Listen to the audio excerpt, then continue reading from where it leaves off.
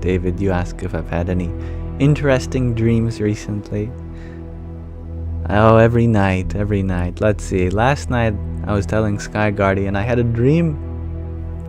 I had a dream about Pramukh Swami Maharaj, actually. And he was very young in my dream. He maybe 40 or even late 30s. And people were calling him Bapa. I don't know if he was called that when he was so young, but such is the nature of dreams. And he was on a phone call with a devotee, and a devotee was trying to explain some problem to him, and Bapa was trying to understand, kept asking questions for clarifications, very insistent on making sure that he understood what the problem was before making any judgment on it.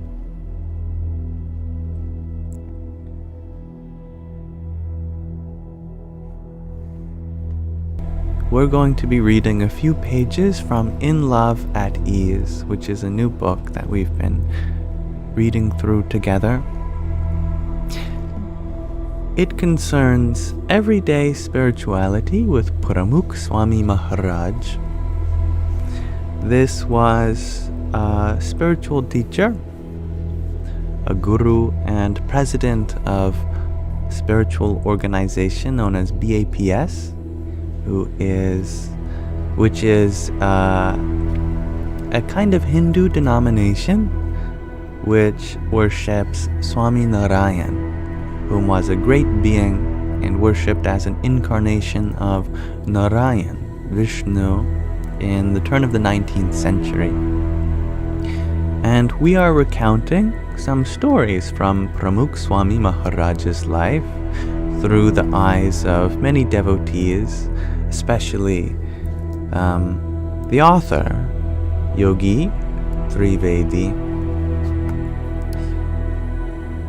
The person who sent this book to me, Sky Guardian, one of our participants, they reached out to the author, Yogi Trivedi, and showed them that we were reading this, and they seemed very excited by that fact,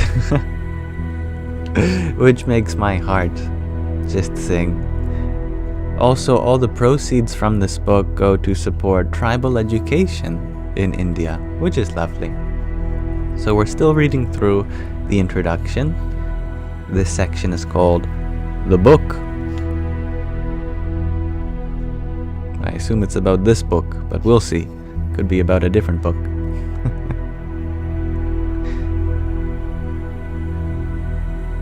I was in Sarangbur on the 13th of August 2016, in the few hours after His Holiness Pramukh Swami Maharaj had passed away.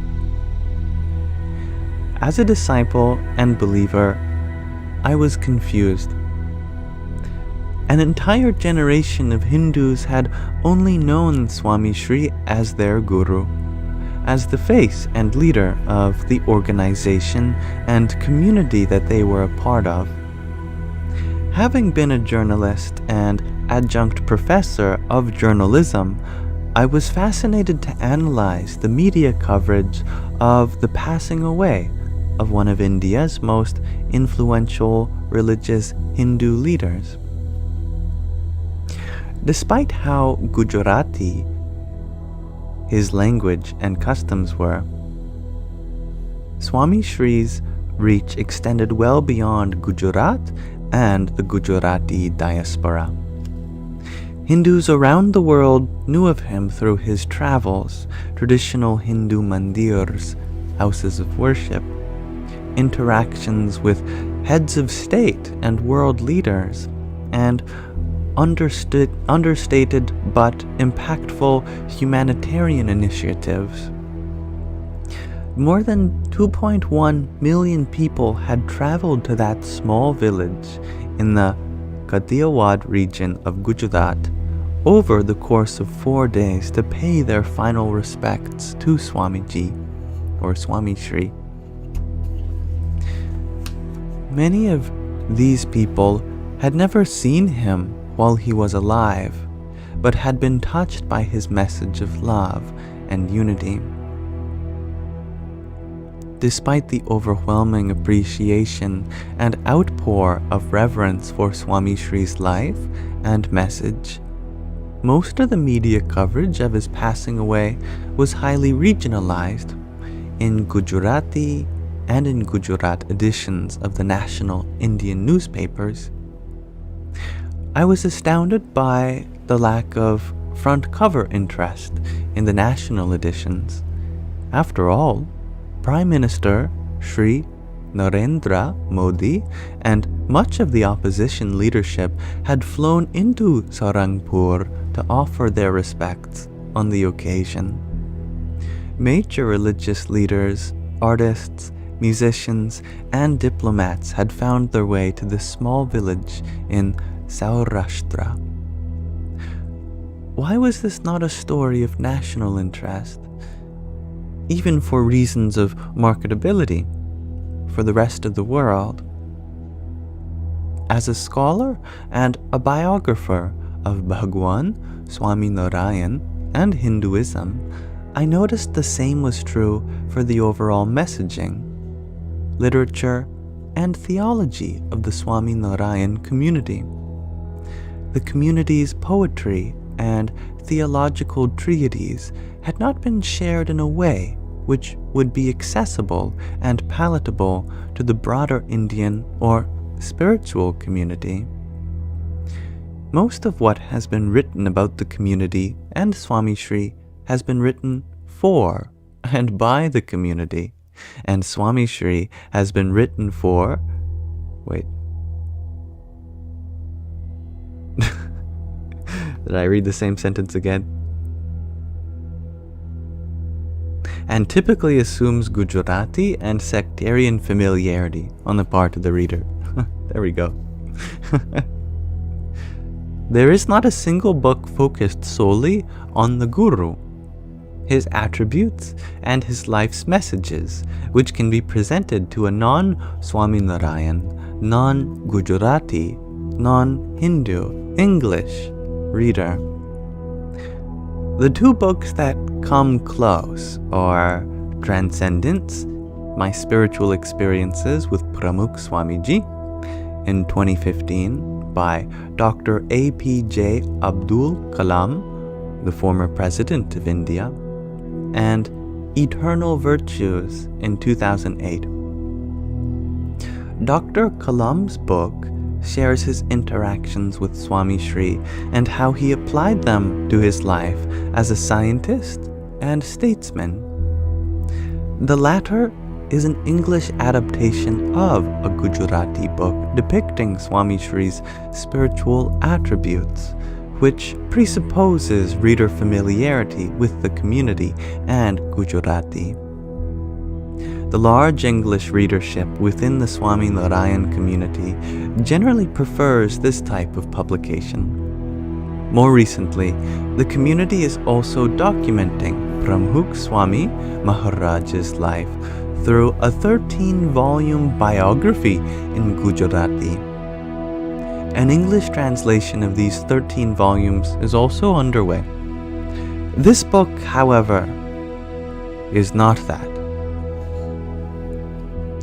I also realized that people did not write about Swamishri after his passing away because not enough source material existed about him which was accessible to journalists and authors.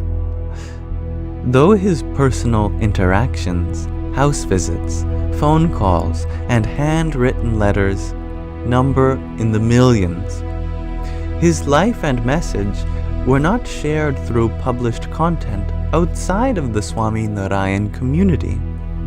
The community's focus on providing content for the fellowship impeded their ability to share Swamishri's persona and lessons with the broader world that he so effortlessly impacted.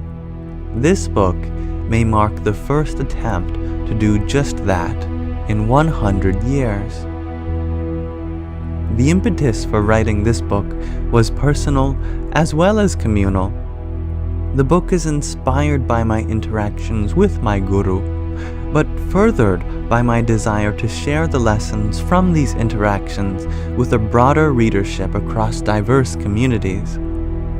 I wanted to continue building bridges like my guru. It is a formidable attempt to take Swamishri's life beyond the Swaminarayan community, Gujarat, India, and the Hindu diaspora.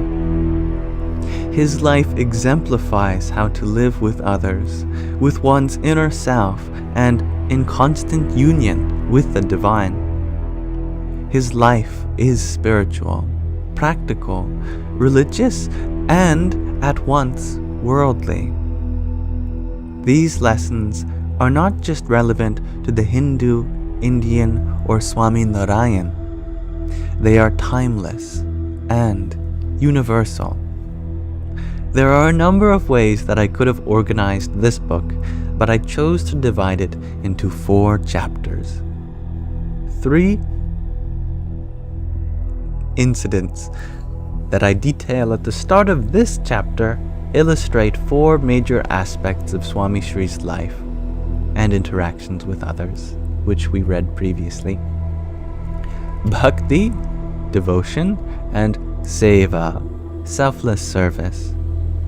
Aham shunyata, an I-less existence, an egoless existence. Samyam, embracing all, and sahajta, ease, playfulness, unpretentious spirituality. I dedicate a chapter to each of these pillars that made Swamishri's spirituality accessible and humanly divine. Chapter 2 illustrates Pramukh Swami Maharaj's selfless love and service. It shares stories of the love between him and the divine. In all forms, he personified bhakti, selfless, genuine love for all of God's creation, for his Atman, the self, the true self, and for God and his Guru, spiritual teacher. Swamishri saw the divine in everyone and everything, and treated them as such. This was the core principle of his bhakti and seva. Given the topic, it is naturally the longest chapter in this book, showcasing the multi-dimensionality, breadth, and depth of Swamishri's love, and its application in the spiritual aspirant's everyday life. It is, thus, literally and figuratively the heart of this publication. Good evening, Sarah. Chapter 3 focuses on Swamishri's bold and self-actualized identity, which lacked a towering ego or a sense of self-importance, a lack of explicit focus on his physical, professional, and religious identity. He focused on his self, Atman, more than he did on himself. This aham shunyata, or complete disregard and renunciation of one's ego, allowed him to share credit, motivate, and inspire people with his humility. Chapter 4 addresses Swamishri's engagement with and embracing of people, irrespective of their caste, creed, color, ethnicity, gender, and religion. His passion for equality manifested through several important social reforms made to Hindu and Indian society during his lifetime. Swamishri's eye for equality was driven by a passion to unite and bring closer together instead of dividing and fragmenting. Though he was a celibate, Swamishri shared a spiritually intimate relationship with women and supported their questioning of an exclusively male-centric society. The sheer diversity of the people that Swamishri impacted is a testament to his ability to embrace all. And in chapter 5, I speak of Swamishri's ability to live and inspire spirituality while being at ease. He did not perform or try to impress. He did not try to appear more knowledgeable or less vulnerable than the average person. His genuine, playful interactions with the world and the divine allowed for countless individuals to experience otherworldliness in his presence. Finally, Swamishri's willingness to let go and embrace the next chapter of his life is the greatest lesson of spirituality for all people. This ease, comfort, and bliss, this Sahajanand, was rooted in his constant union with the divine. Before diving into these lessons of spirituality, however, I would like to provide the reader with a brief introduction and timeline of his life and work.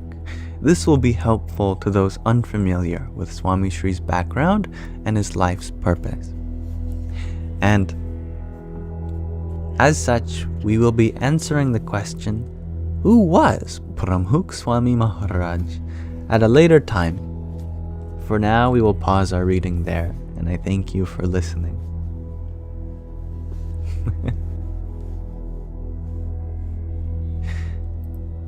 Alright, and we may continue with our Sangha's regular format.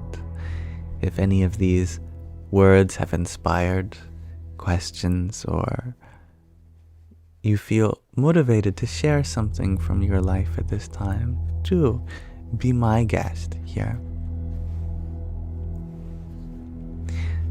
You're very welcome, Gregardji. You also share that Pramukh Swami is in love with the world, and he portrays this easily. It very much seems like that in my limited experience also. And thank you, Isabella, for your subscription just before we started reading.